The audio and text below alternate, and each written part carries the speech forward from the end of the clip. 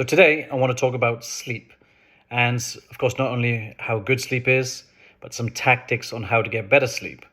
So I've mentioned before how important sleep is. I think everyone knows how important it is to get better sleep, just good for every single function. It's probably the best, pre-workout, it's probably the best supplement.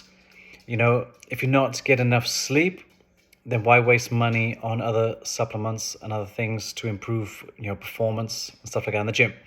So sleep essential, of course. 7 to 9 hours sleep, 9 hours per night. If you're younger, teenager, you probably need more sleep, of course. Toddlers, babies need more sleep, and so forth. So all you get, you probably need a little bit less sleep, but regardless, it's still very important for us, for your body. It's where the magic happens, where your body resets, where everything kind of, recovers, grows, improves. So sleep is essential. So like I mentioned, it's a good, say, supplement or pre-workout. If you get enough sleep, everything else becomes easier in the day. So we've mentioned before just how good it is and what it kind of does, say for fat loss and for performance. When you're breathing actually during your sleep, that's when, that's where the fat goes. Anyway, sleep can be improved through like a number of factors. There's many ways that I'll try and get like the biggest bang for your buck at the start and kind of work, down from the list. But very important to try and wake up and go to bed at the same time, around about the same time. I know people on weekends have drastic rises. That means come Monday, you're going to be very, very tired. And just so we know, a lot of this research comes from like Matthew Walker, Andrew Huberman, those kind of scientists who, study this profoundly, and just, little tips from other people as well. So go to bed, getting up, same time is really good. Getting some sunshine early in the morning when waking is very good for you, of course, and getting some sunlight right before you go to bed. So if you can get out in the sun, even if it's cloudy, that's fine. If you can, not always easy, your eyes need that. So it just helps with your circadian rhythms. You want to keep that rhythm going, keep it pretty consistent, continuous, and that'll help you get sleep over the long term. A balanced diet, of course, helps. If you're eating like fatty foods late at night or sugar late at night, this is not going to help your stomach. This is not going to help you sleep the long time. So get your water in as early as you can. So when you wake up, you get water. Not only good for your health, but it'll be good for your sleep. So get most of your water in before you go to bed. So ideally 2 to 3 hours before you go to bed, you want to have finished your food and finish your water intake. You can sip water, bit by bit. That's okay for later on, but ideally you want like minimum water, minimum food, late at night. Your bedroom should be cool temperature and dark. If you're, of course, sleeping with a partner, it might help to have, we have now like separate blankets. So this can help, so you're not disturbing someone else or they're not disturbing you. And use your bed really for sleeping only. Of course, two things to use bed for, but sleeping. If you, have to get up and read somewhere else. And sometimes, like, even if there's something on your mind, like an email that you haven't sent or something you haven't checked or locked, go do it, because that'll just be playing in your mind. You'll just be sitting there, laying there. Go do it, come back, go to sleep. Or if you just not seem to be sleeping, get up out of bed, go watch some TV, come back and use the bed for sleeping. If you're just laying there, it's not creating a good pattern, for that.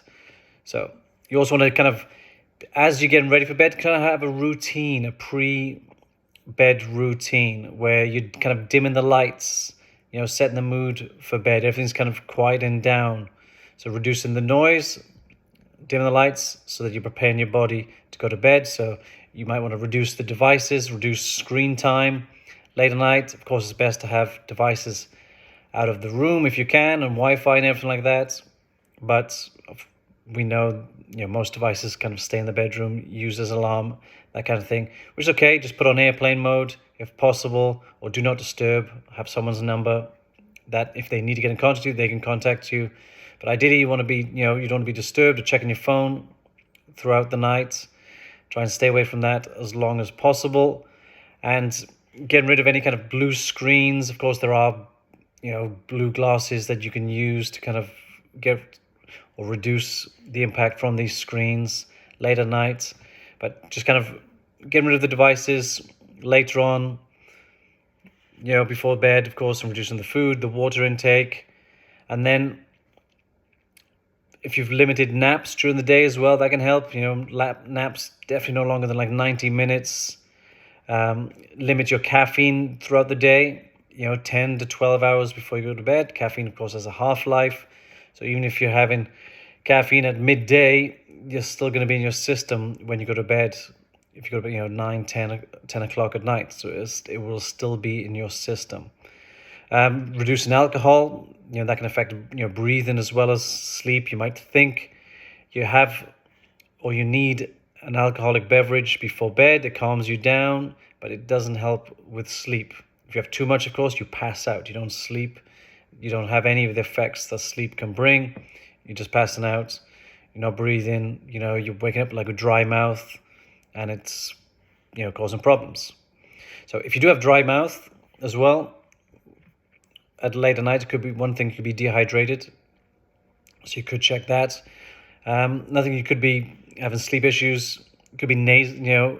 You might not be nasal breathing, of course, if you're snoring. So ideally, you're sleeping through your nose, breathing through your nose as you do so. You might have heard of people taping their mouths so you can sleep through your nose at night, which is a good tool as well.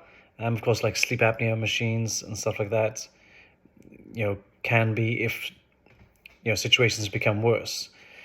Supplements, you might have heard of melatonin. It's not the best supplement in large dose. Your body doesn't produce enough of it, and it's, of course, overly consumed here. Magnesium can be a better supplement.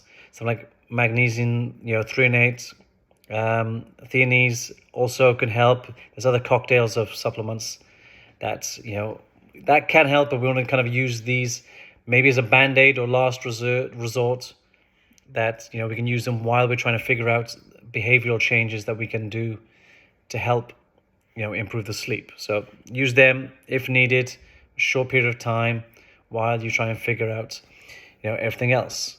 Like hot baths can be good, late night, again, calm the body down. Make sure you get some cooler temperature after the hot bath, but, that can definitely help. If you're washing your sheets every week as well, so you're kind of reducing allergens, that means, of course, no dogs in the bed. They can affect the sleep. No dogs in the bedroom. So any kind of, stuff like that. You might have an AC unit or air conditioning or heating unit that kicks in, like, during the night, makes noise. Of course, that can affect it. So you're trying to reduce the noise with that. But yeah, these are basically all tools that can help you get a better sleep. Try and create a routine. Try and create consistent habits where you're doing these things. And, the things in the morning, like if you're exercising, you're working out in the morning, that's going to help you at night. If you work out later at night, a couple of hours before bed, that's going to be very, very challenging to go to sleep, especially if you take, caffeine or something like that. So try and get the workouts earlier in, or try and set yourself down after workout if you have to work out late at night or going to bed a little bit later. There's no real research shows you have to go to bed at a certain time. It's just getting that duration in and keeping it consistent. So create yourself a routine, do some of these little tactics and get yourself some sleep.